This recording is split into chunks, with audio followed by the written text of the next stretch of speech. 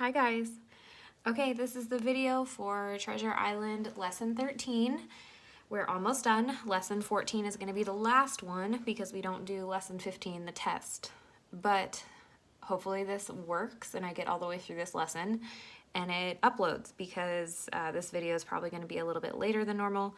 I've tried to record this lesson 3 different times and it will not save the video for some reason. There's always an error uploading it, or the video doesn't save, or it stops the recording midway through. I keep running into some kind of issue. So I have gone over these vocab words 3 different times. I have read this chapter 3 different times, and I've tried to upload this video 3 times. Hopefully this time it works because I'm going to lose my mind. I've read this chapter so many times. Okay.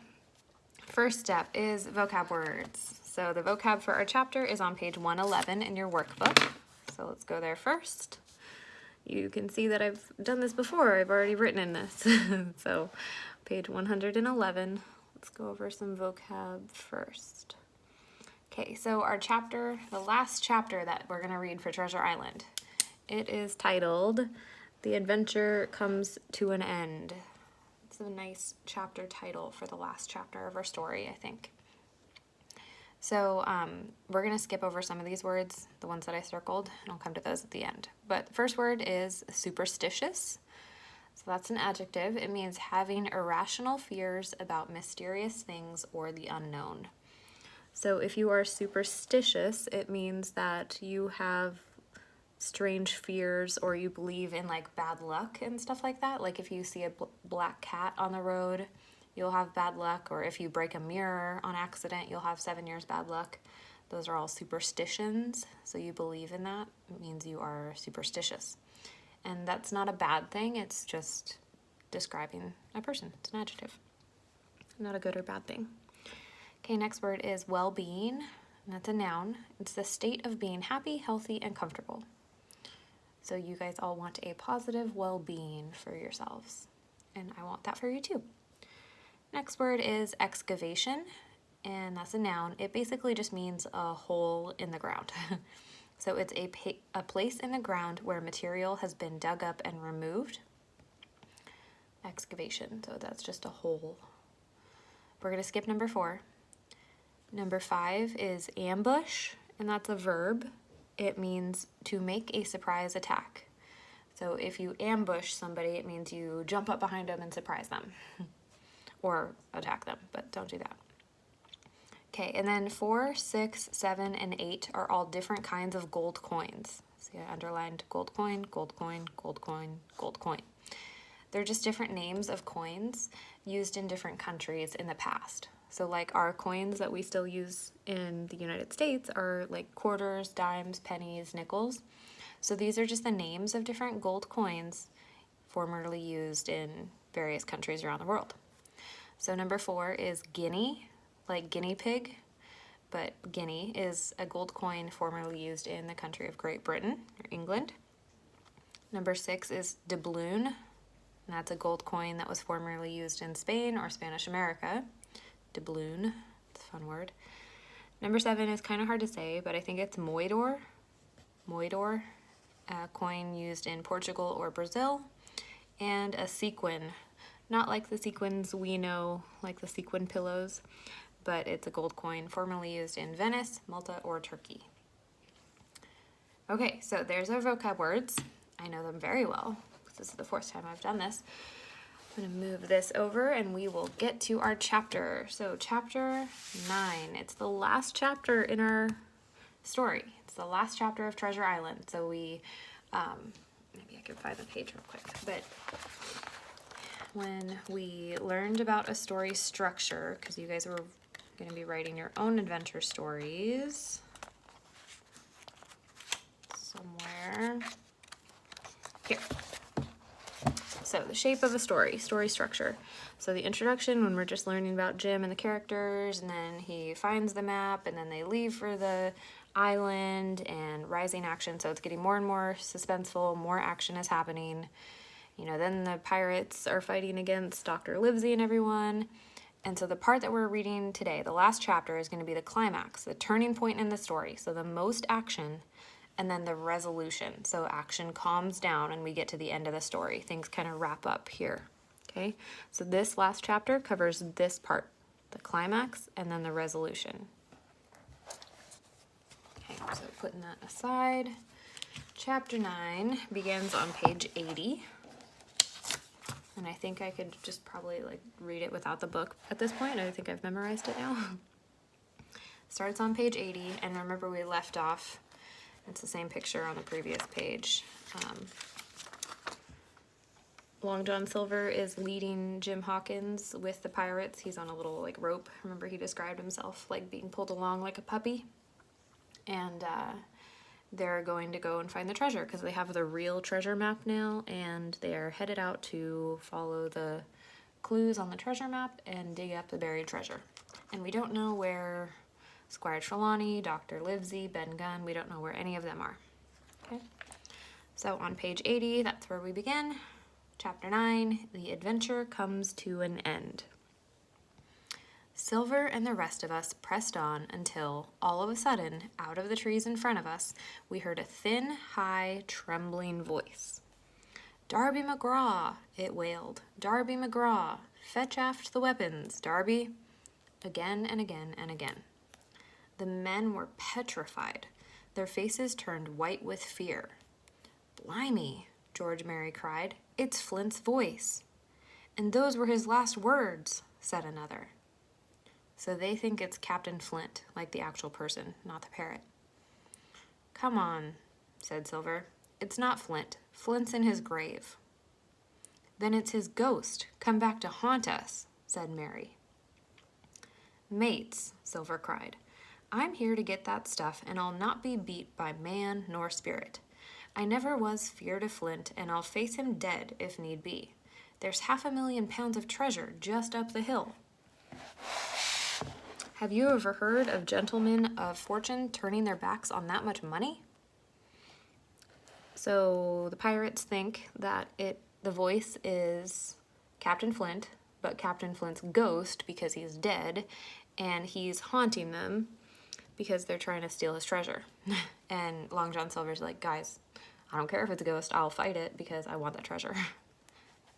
"Stop it, John," said Mary. "Don't cross the spirit." "Are you sure it's really a spirit?" Silver shot back. "Me, I have my doubts. Did you notice that there was an echo? No man ever seen a spirit with a shadow. Well, what's this one doing with an echo to him? I should like to know. Surely that ain't in nature." This argument seemed weak to me, but you can never tell what will convince a superstitious person. To my wonder, George Mary was relieved. "John's right. It had an echo." So Long John Silver was like, it can't be a ghost because it had an echo. And I think he's just kind of making up some kind of excuse so that they can move on. Like, "Oh, guys, you're being silly. Ghosts don't have echoes. That's ridiculous. It can't be a ghost." Which, like, how would he know? But George Mary and the other pirates are superstitious, so they kind of, believe in ghosts and whatever. And he was like, "Oh yeah, John's right. It had an echo, so it can't be a ghost." Okay. "And come to think on it," Silver added, "it was not quite like Flint's voice. It was more like old Ben Gunn's voice." "It don't make much difference, do it?" asked one of the men.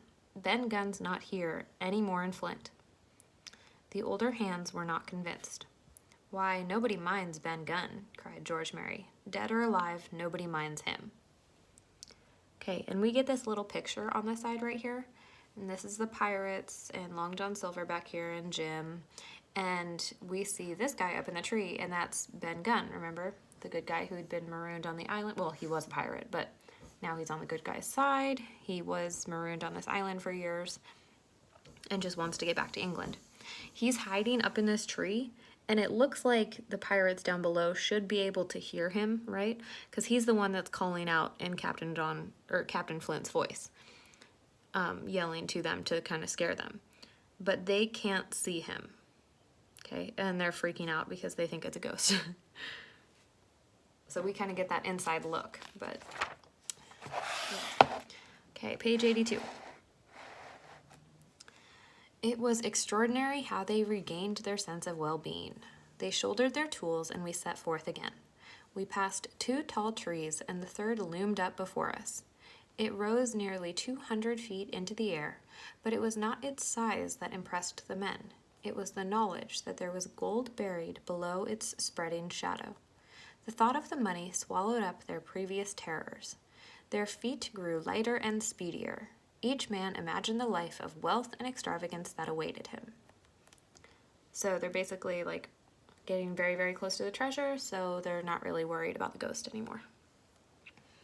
Silver hobbled forward on his crutch. He tugged furiously on the line that held me to him and shot me a deadly look. He took no pains to hide his thoughts. In the nearness of the gold, all had been forgotten. His promise to me was a thing of the past. I did not doubt that he hoped to seize the treasure, kill every honest man, and sail away, laden with crimes and riches. So now, all of a sudden, Silver is looking at Jim with a deadly look, like he's gonna kill him. He's close to the treasure, so he's getting kind of murderous. We were now close to the spot, and the men broke into a run. 10 yards further, we came to a halt. Before us was a great excavation, not very recent, for the sides had fallen in and grass had sprouted on them. In the ditch, we saw a broken shovel. The treasure had been found and rifled. The £500,000 were gone. So they get to the spot on the map where the treasure should be, and all they find is a great excavation. So a big hole and a broken shovel, and the treasure is gone. And it was an old hole. Somebody dug it a long time ago because there's grass growing in the bottom of the hole and on the sides. The men were thunderstruck, but for Silver, the shock passed almost instantly. His every thought had been set on the money. It had staggered him to discover that it was gone, but he kept his head and made a new plan in an instant. "Jim," he whispered, "stand by for trouble." He passed me a pistol and smiled at me, as if we were old friends. I was so shocked by his constant change of heart that I couldn't help whispering, "So now you're on my side again?" Confusing, right? Because just up here, John Silver wants to kill Jim, or looks like he wants to kill Jim, and now all of a sudden he's like, "Hey, get ready for trouble, here's a gun, just in case we need it," and they're friends again. Very confusing. I agree, Jim. Okay, page 83. There was no time for him to answer. Mary had found a single coin in the pit. He held it up. "A guinea," he shouted furiously, shaking the coin at Silver. "That's all that's left. That's your £500,000 of treasure, is it?" Silver kept calm. He took a few steps back, keeping one eye on Mary and the others. "Mates," Mary shouted, whipping out his cutlass. "Those 2 are to blame. Silver and the boy. Let's get 'em." Then, crack, crack, crack. 3 muskets flashed out of the thicket. George Mary tumbled headfirst into the excavation. Another man spun like a top and fell to the ground. The other 3 turned tail and ran for it with all their might. Okay, pause. So, the pirates turned on Long John Silver and Jim. For some reason, they blame Silver and Jim for the treasure being gone, which is weird. Why would it be their fault? And so they're gonna fight them and kill them. But then all of a sudden, 3 muskets, so 3 guns from the thickets of the forest, are shooting at the pirates. And George Mary falls into the hole, another one dies, and then the 3 other ones run away. A few seconds later, Dr. Livesey, Gray, and Ben Gunn stepped out of the thicket with smoking muskets. So they saved the day! Silver did not try to escape. Instead, he shot George Mary. Then he dropped his weapons and threw an arm around me.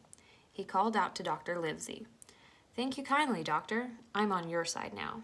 Jim here will bear me out. And you arrived just in the nick of time for the 2 of us. So it is you, Ben Gunn," added Silver. "I'm Ben Gunn, I am," replied old Ben. After this exchange, Dr. Livesey explained what had taken place. It was a story that profoundly interested Silver, and Ben Gunn was the hero. Okay, so on this page is just a full-page picture of what happened. So somewhere over here in the thicket, in the forest, the thick trees, The 3 muskets shot by Dr. Livesey, his man Gray, and Ben Gunn fired at the pirates and killed George Merry here, and here's John Silver kind of defending Jim from the other pirates who want to kill them. Okay, so this part is kind of what's been happening with Ben Gunn and the other good guys while Jim has been trying to steal the Hispaniola and stuck with John Silver. Okay. During his lonely wanderings about the island, old Ben had found the pointing skeleton, and later he had found the treasure. He had dug up the loot and carried it away. It took many trips, but eventually he stashed it all safely in a cave. After the pirates attacked the stockade, the doctor had gone to see Ben Gunn and had wormed the secret out of him. The next morning, the doctor went to Silver and made a deal with him.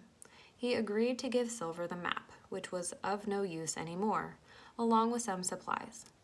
The doctor and the others were eager to get away from the stockade. They wanted to keep an eye on the cave where Ben Gunn had stored the treasure. That morning, the doctor left the squire and the captain in the cave. With Ben Gunn and Gray, he set out to ambush the mutineers. He knew they would follow the map straight to the spot where the treasure had been. In order to arrive before the pirates, Dr. Livesey directed Ben Gunn to call out in Flint's voice. He guessed this might upset the superstitious pirates, as in fact it did, and would give them time to arrive at the spot first. Then the 3 of them hid in the thicket.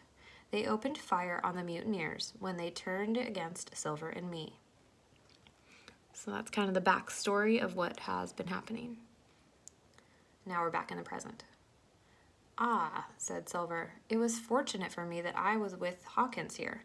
If he hadn't been here, you would have let old John be cut to bits and never given it another thought." "Not a thought," replied Dr. Livesey. So Long John Silver is like, "Oh, well, good thing I was with Jim and Jim was on my side with me, because if not, you would have let all those angry pirates just kill me and wouldn't have even thought about it. Like, it wouldn't bother you at all." And Dr. Livesey was like, "Yep," basically. So I guess it's good that Jim was there. Yeah. We marched back to the shore, got into one of the landing boats, and set off for the Hispaniola. When we got back to the ship, we sailed her to a cove near Ben Gunn's cave. Ben Gunn's cave was large and airy. There was a fire at the mouth of it, and Captain Smollett lay by the fire. So he's still alive. The captain was astonished to see Silver return with us. "What brings you here?" he asked. "Come back to do my duty, sir," said Silver. So Long John Silver is now like, "Oh, I'm a good guy now. I'm back on your side. I just want to live." In the flickering light of the cave, I beheld heaps of coins and stacks of golden bars. That was Flint's treasure that we had come so far to seek, and that had already cost the lives of a number of men. How many lives had it cost to gather all this gold? How many seamen had been shot or marooned or sent to the bottom of the ocean? There's no way to tell. The next day we hauled the treasure to the ship. I spent the morning in the cave, packing money into bags. It was a strange collection of coins. There were guineas, doubloons, moidores, and sequins adorned with pictures of all the kings of Europe for the last 100 years. There were strange oriental pieces, stamped with what looked like bits of spider webs. There were round pieces and square pieces and pieces with holes in the middle, so you could wear them around your neck. We had nearly every variety of money in the world, I do believe. Down here is just like a nonfiction informational part. Here's some pictures of what coins back then would have actually looked like, or coins they actually used during that time period in the 1700s, and some information about where they're from, if you would like to read that. On this page is a full-page picture. Here's Jim Hawkins loading up bags with the coins, and the other guys taking the little landing boat back and forth to the Hispaniola to drop off the treasure. Okay, page 88. Silver worked alongside the rest of us, as if nothing at all had occurred. When we heard nothing of the other 3 mutineers, until that night when we heard them singing and shouting. Merriment, said Silver. And that means like partying, like happiness. They're merry, they're happy. For some reason, the 3 other pirates are out there shouting around. A meeting was held, and we decided that it would be safest to leave the 3 mutineers on the island, but with some food and supplies. At last we weighed anchor and began our voyage home. As we pulled away, we saw the mutineers. They were kneeling on the sand with their arms raised. We felt sorry for them, but we could not risk another mutiny. The doctor shouted to them and told them where to find the supplies we had left. When they saw we would not come back for them, they got out their muskets and fired at us. The shots went whistling over our heads. So these are the 3 pirates that ran away when Dr. Livesey attacked with the muskets. So they didn't die in the fight. They ran away and escaped. But they're bad guys, right? They're the pirates who started the mutiny with Long John Silver. Here's the Hispaniola leaving them, and this is them looking pretty shocked and sad and angry that they're going to be marooned on this island. Luckily, they were left with some food and supplies, so that's nice, but they're pretty bummed out that they're going to, die on this island by themselves now. Page 89, it's the last page. We sailed to a port on the coast of South America, where we were surrounded by boats full of native people selling fruits and vegetables. I went ashore for the day with Esquire and Dr. Livesey. The sight of so many smiling faces, the taste of tropical fruits, and above all, the lights of the town made a charming contrast to our dark and dangerous stay on the island. When we returned to the ship, Ben Gunn made a confession. Silver was gone. Ben had helped him escape, though he assured us he had done so to save our lives. That was not all, though. The old sea cook had taken with him a sack of coins worth 400 guineas. I'm pleased to be rid of him so cheaply, said the doctor. So when they're in this little port trying to resupply and get ready to go back home to England, Ben Gunn let Silver leave the ship with a bag of money. But it's probably a good thing because Ben said that, it was to save your lives because Silver probably would have tried to kill all of us and take all the treasure. So it's good that he left and with only 1 bag. And the doctor agreed. He was pleased to be rid of him so cheaply. So 1 bag was cheap compared to the rest of the money they had, and they were happy to be rid of him. Well, to make a long story short, we got a few new hands on board, made an enjoyable cruise home, and reached Bristol just as Mr. Blandley was beginning to think of sending the rescue boat. All 5 of us got a share of the treasure and used it wisely or foolishly according to our personalities. Captain Smollett retired. Ben Gunn got £1,000, which he spent or lost in 19 days, for he was back begging on the 20th day. He's a great favorite, though, and is a notable singer in church on Sundays. Okay, so it kind of describes what some of them did with their money. Captain Smollett got to retire, and this is probably my favorite part. It's hilarious. Ben Gunn, he was marooned on the island forever. He found the treasure. He spent all his money in 19 days. That's not very long. And then on the next day, the 20th day, he was back begging for more money. What did he do with it? That's hilarious. But he turns out to be a good guy, even though he used to be a pirate, because he goes to church on Sundays, and he's a good singer in the church and stuff. So that's nice. Of Silver we have heard no more. That formidable man with 1 leg has at last gone clean out of my life. I dare say he met his wife and perhaps still lives in comfort with her and Captain Flint, the parrot. I hope so, for I fear that his chances of comfort in the next world are very small. So Jim is basically saying here, we don't know what happened to Long John Silver, but Jim hopes that he found a wife and is living comfortably. So that's very nice of Jim. I don't know if I would wish the same for Silver. Last paragraph. There is still more treasure hidden on that island. Some silver bars and some weapons that Flint buried. But nothing could tempt me back there. The worst dreams I ever have are when I hear the waves booming, or when I bolt straight upright in bed, the voice of Captain Flint, the parrot, ringing in my ears. Pieces of 8, pieces of 8. End of the story. Alright, well, I hope you guys liked the story of Treasure Island. The rest of the reader, because you'll see there's a lot of pages left, They are just extra stories. There's like these enrichment stories. And remember, we're reading an abridged version of Treasure Island, so it's a shortened version of it. So this is one part that was taken out when they're preparing to get their ship and head to the Spanish Main Islands to go find the treasure. So if you want to read that, you can. It's a few pages long, optional. But this one I definitely recommend on page 99. It is an enrichment story about a pirate named Blackbeard, and he was actually a real guy. So you can read about his life story here on these last couple pages. So that's all optional though. I'll grab my workbook. We have one workbook page we need to do. I need to find it. I took my bookmark out. Okay, so the vocab was on page 111, remember? And then on page 113, you just have 4 comprehension questions to answer for that chapter that we just read, chapter 9, the end of the book. That chapter was on pages 80 through 89, so that's where you need to be looking for your answers for this. And you have to cite your evidence, right? What page number you found your answers on, okay? It's just this front page and the back of it.